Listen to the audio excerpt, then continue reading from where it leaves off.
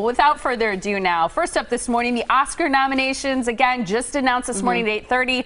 But do you know how to predict who the winners will be? Listen to the Critics' Choice. And we're thrilled because joining us live from Los Angeles is our one and only Ryan J. He's a nationally syndicated film critic, and he actually got to vote for the Critics' Choice winners, which will be announced tonight. Hi, Ryan.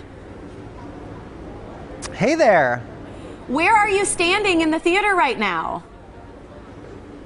I am right now in the audience at the 18th Annual Critics' Choice Movie Awards, live tonight at 7 p.m. on the CW. Behind me you can see the stage where all the presenters and all the winners will get up and give their acceptance speeches. That's one of my favorite parts of the show. And you can see where we're all going to be seated. We have dinner at the show. It's kind of like the Golden Globes that way. And right over there is the Les Mis table where Anne Hathaway and Hugh Jackman and Amanda Seyfried are going to be sitting. And of course my table is over there. It's over in that direction. So I'm going to have to send paper airplanes to Anne Hathaway all night. I was going to say, we can't see your seat there, Ryan. You know, I always wonder, Yeah, exactly. My seat, you won't see me on camera. Speaking of the seating, I always wonder how they decide who sits where. I mean, because you know, you watch the Oscars, and they're all the important people, like Meryl Streep, and there's certain people who always get those prime seats. I wonder how they decide that. Well, I think they know like who's going to win a little bit, or they have some inkling. They talk to us who are predicting, and they sit them in a strategic place so they don't have a very long walk. Gotcha. Okay, so you got to vote for the Critics' Choice Awards. Can you tell us who you voted for? Are we privy to that information here on The Blend and here in Milwaukee? Absolutely. I loved, as you know, Les Mis so much this year, so I voted for that for Best Picture and Best Director, Best Actor, Hugh Jackman, Supporting Actress, Anne Hathaway, and then I loved Silver Linings Playbook just as much, so I have that down for Best Actress for Jennifer Lawrence and Best Supporting Actor for Robert De Niro, so I'm really excited mostly about those two films, although I think that the awards are going to go more to Lincoln and Zero Dark 30. Well, I'm glad you brought that up, Ryan, because we understand, and again, the Oscars were just announced minutes ago, that Lincoln got the most awards when you look at all the categories. When I think of a movie that's epic like Les Mis, I'm a little bit surprised that Lincoln would get more awards than a film like Les Mis. Yeah, well, Lincoln really is sort of the favorite in the industry right now for Golden Globes and everything. It's really getting the most nominations. It also got the most nominations here for tonight's show. And I'm not surprised. But for me, though, as far as the Oscar nominations go, what was the most surprising was the director category. Catherine Bigelow was snubbed for Zero Dark 30. So was Tom Hooper for Les Mis, as was Ben Affleck for Argo. So it's really shocking that they didn't get nominated for an Oscar this year. I thought that snub for Ben Affleck with Argo was beyond shocking. I mean, that to me was like one of the biggest slaps in the face in Hollywood in a long time. Don't you agree? I totally agree. I feel like it's one of the top 4 or 5 movies this year, and I thought it would get as much love as like Lincoln and Silver Linings Playbook, but it just certainly didn't.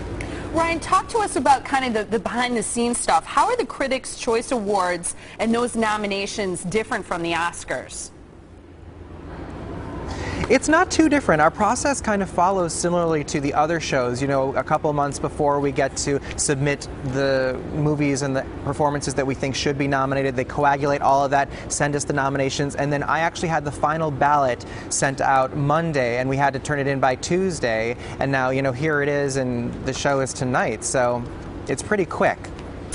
I think it's interesting to see how all these shows kind of lead up to so many of the awards. The People's Choice Awards was last night, and Jennifer Lawrence won Favorite Actress. Do you think that people watching those, does that influence the way that we should expect other, nominations and wins to go moving forward? Not so much something like the People's Choice Awards, but the Critics' Choice Awards, the show that's on tonight, tends to be historically the most accurate predictor of the Oscar nominations and wins. It's a little different this year as far as the nominations go, but we do tend to be the most accurate predictor of the Oscar winners, even more so than like the Golden Globes. I got to know what you're looking forward to the most. I mean, as you stand there are going to be so many famous people. I mean, you're going to be, you know, maybe not quite rubbing elbows, but pretty close. And I just wonder, for you personally, you love movies. What are you really looking forward to? What's something that really, you know, gets you going and that you think tonight will be spectacular? It's true. This really is like the highlight of the year for me. I'm so excited. Literally right now, if I'm shaking, it's not because I'm nervous. It's because I can't wait till I get out to going to the red carpet before the awards show. Hopefully having the opportunity to talk to some of the Oscar nominees from this morning on the red carpet tonight. You know, bring that footage back to you next week.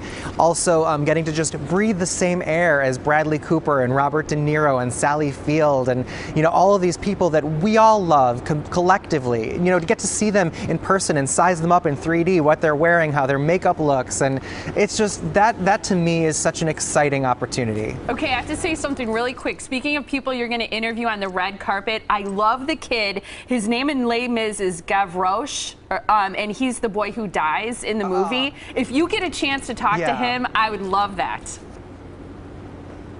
You got it. If I see him on the red carpet tonight, I will shout for him as best I can. Awesome. Ryan, before we let you go, we know you're Us Weekly fashion police, so we need to know what you're gonna wear. Oh, you know, well, Tiffany, I was texting you a couple options because I'm kind of struggling trying to decide what to wear. So I think I'm just going to scrap it and go in what I'm most comfortable in and wear my Harry Potter costume, right? That would stand out, wouldn't it? It would, but no, I've got my tux already. Okay, and I did hear that emerald green is one of the new colors of the season, so I was really excited to hear that for you. So you might have to wear a little pocket scarf. I would love that. Sadly, I actually ran to Nordstrom last night looking for something emerald green. It's not out in stores yet, but that is the color of the year, and I can't wait to work it for Oz the Great and Powerful in a couple months. Love it. Thanks so much, Ryan. Thank you, guys. Have a blast tonight. We'll see you soon. And you can like Ryan J on Facebook, follow him on Twitter, and for his full movie reviews, check out his website, ryanjreviews.com. He's got all that inside info. I know.